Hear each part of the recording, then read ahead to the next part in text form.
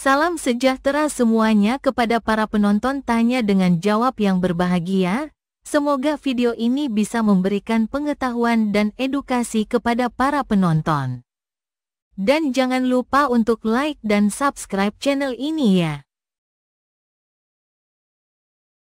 Di video ini ada pertanyaan, apakah Bang Zuma takut sama Edis TV? Oke, kita naikkan, ada tamu kita ya, ada Al-KTP. Tadi kita sudah janjian bahwa kalau sudah sampai rumah kita mau ngobrol-ngobrol nih dengan dia.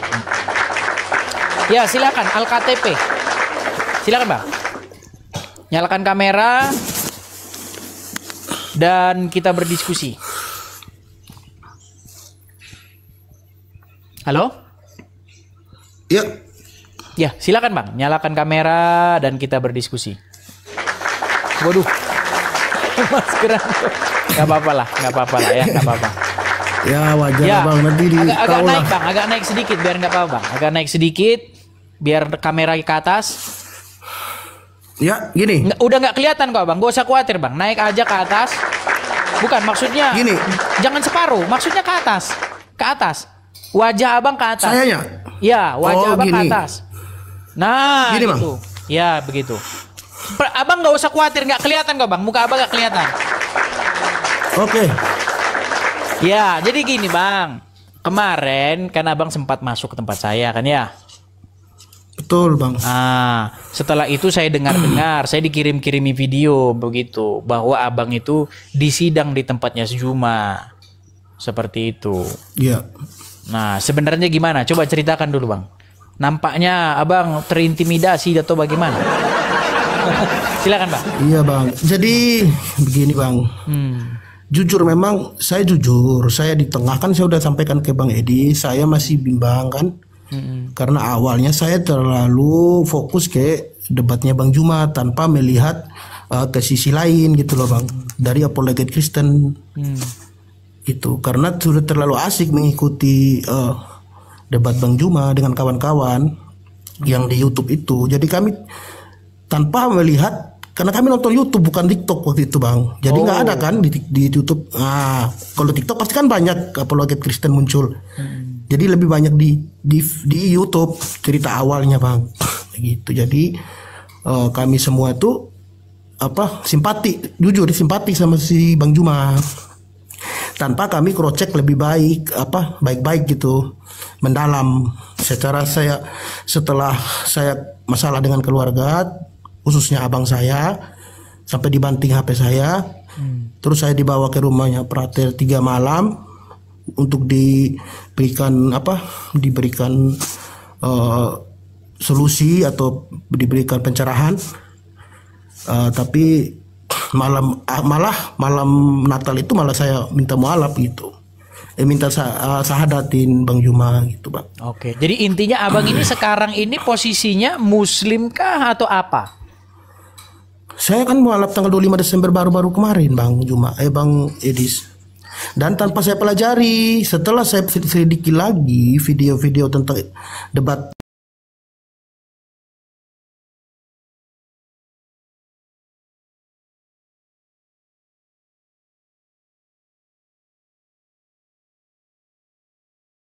saya tahu ini, saya tahu durasinya, saya tahu potongan, saya tahu Bang. Jadi apa jenis videonya saya paham. Jadi saya selidiki ada suatu video Bang Edis yang waktu dengan Nandar itu tentang legitimasi Lukas. Kalau nggak salah ya. Apakah Lukas memberikan? Tapi Bang Edis sudah menjawab dengan legitimasi dengan lisan kan, dengan ayat gitu. Tetapi dari pihak Bang Zuma itu memotong dan kelihatan sekali panik gitu loh Bang. Dan tidak memberikan ruang kepada Bang Edis gitu loh. Betul. Sedangkan kalau diamati baik-baik itu terlihat jelas itu Bang Edis bisa menjawab, itu bisa menyerang itu. Jadi mereka takut diserang seperti itulah. Iya, betul. Di situ bimbang saya Bang. Wah, goyang saya setelah nonton itu, goyang langsung. Benar, goyang seiman saya. Oh gitu. Video itu yang membuat saya goyang Bang. Dari situlah saya selidiki tentang video Bang Juma. Dapatlah satu lagi ada video tentang seorang pendeta yang mengatakan, kan Bang Juma mati-matian mengatakan bahwa yang mau disembelih itu Ismail. Nah, pendeta itu mengatakan, coba buka di Kejadian 22 ayat 7. Pas dia mau bacakan langsung diturunin pendeta itu. Padahal saya cek lah di Kejadian 22 ayat 7. Nah, di situ jelas Ishak yang berkata kepada Bapak Abraham. Nah, berarti ini ada kebohongan di sini. Wah, tangkaplah dari situ satu poin. Saya nyari-nyari banyak. Akhirnya banyak saya dapat, Bang Edis. Okay. Nah, jadi saya masuk lagi Bang Edis begitu. Jadi begini Bang Al-KTP. Sebenarnya gini Bang Al-KTP. Alangkah lebih baik itu sebenarnya kalau si Juma itu dia membuka ruang begitu. Artinya dia tidak melarikan diri dari saya. Karena terus terang Bang Al-KTP, betul. Dia itu sudah lari terus dari saya. Betul.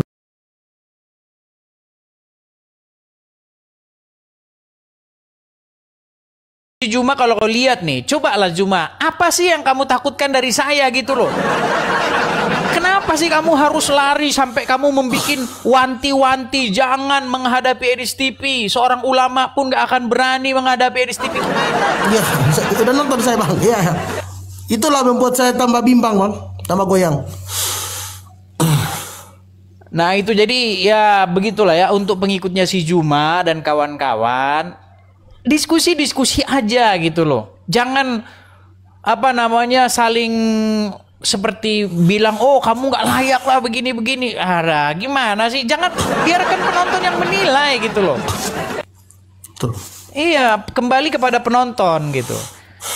Iya, jadi Bang Al-KTP, jadi suatu saat kalau ketemu dengan si Juma dan kawan-kawan bilanglah, Bang Juma apa? Saya ini pandangan saya ya bilang gitu. Kenapa sih nampaknya kok Bang Juma ini seperti lari-lari dari Edis TV gitu? Karena Anda udah dicari-cariin gitu. Sudah dicari-cari dan diajak diskusi. Nah, kalau diskusi memang harus pakai waktu. Kalau enggak kan kita jadi ribut nanti timpa-timpaan suara. Kan gitu. Jadi nggak ada yang mau didengar gitu loh.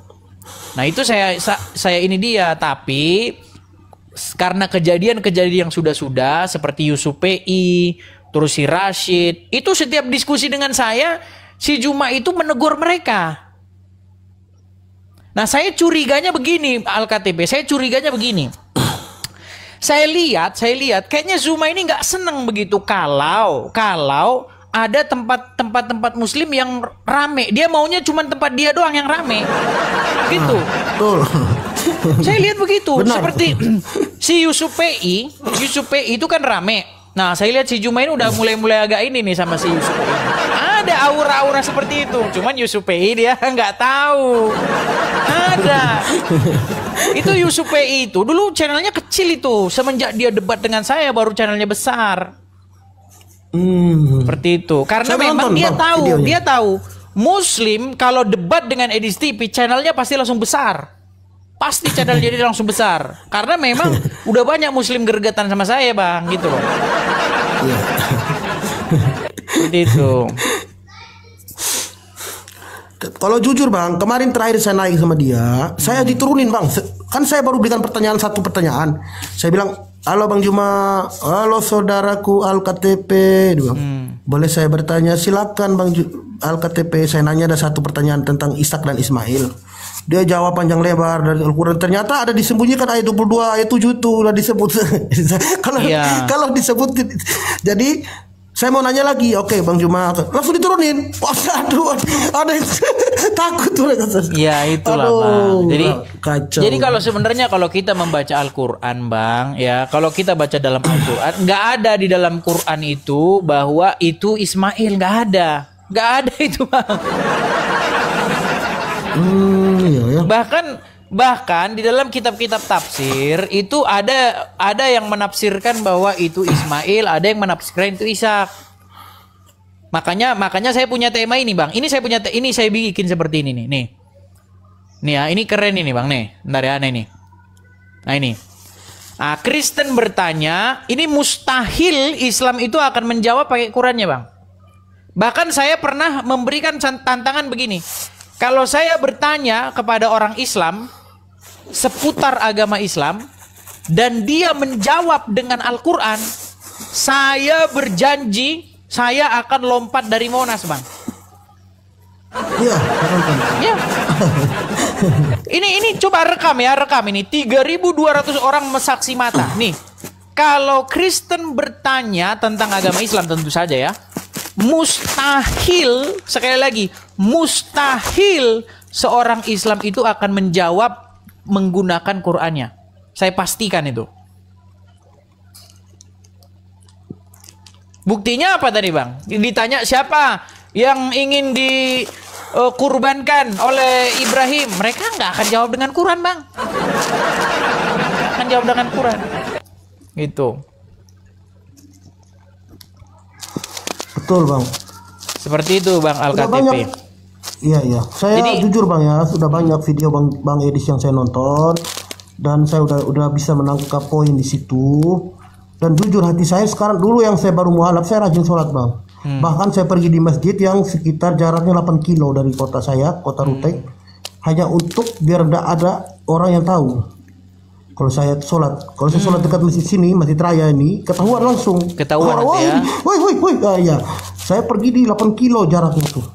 Yang nggak ada orang kenal lah ya. Iya. Bahkan waktu itu saya masuk di roomnya si Rashid.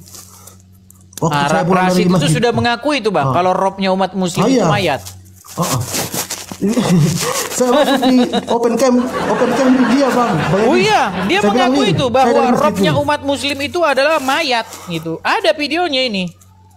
Biar Abang dengar ya. Siapa tahu nanti Abang belum ngerti nih ya.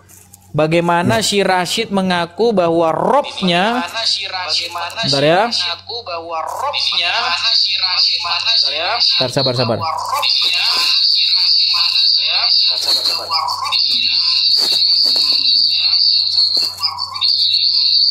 Duh. Kok begini? Sabar.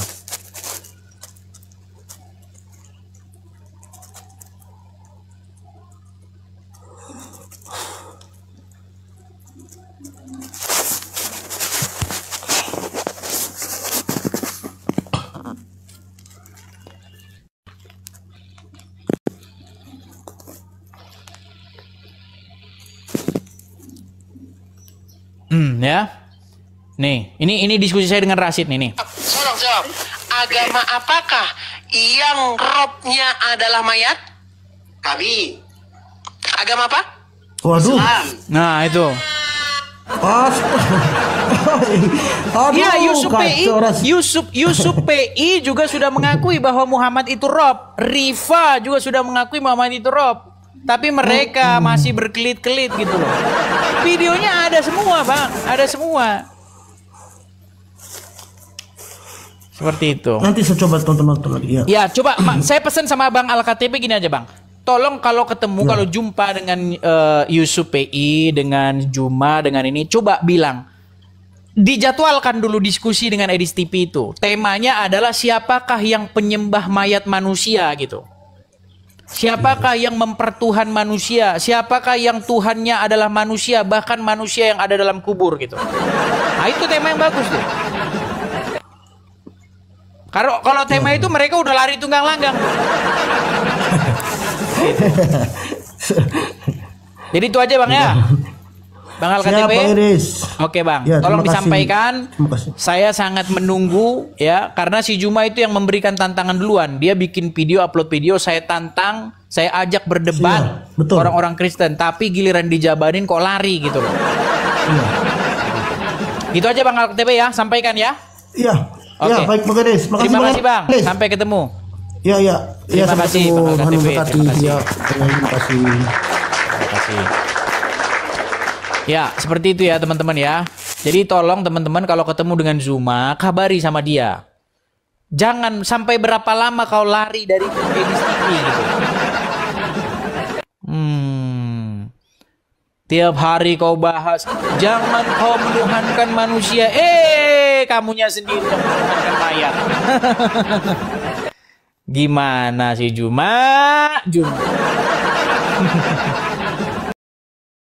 Saudara-saudara sekalian, pada video yang sudah kita tonton bersama-sama ini ada pertanyaan yang mana bikin banyak orang pusing atau marah-marah atau menerima semua penjelasan dari Edis TV dan kita semua harus menghormatinya.